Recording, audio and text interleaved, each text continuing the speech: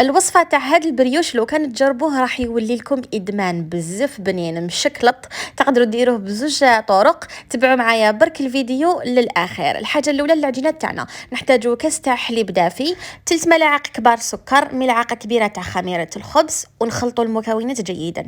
نزيدوا ربع كاس تاع الزيت مع الفانيليا ومبشور الليمون. مبشور الليمون اختياري. نزيدوا 5 كيسان تاع الفرينه كيلت بهذا الكاس ونديروه يتعجن. اذا حسيتوها ناشفه بداو زيدوا الحليب ولا الماء دافي حتى وين تولي لكم هذا القوام. والبريوش لازم يتعجن مليح باش يجيكم خفيف.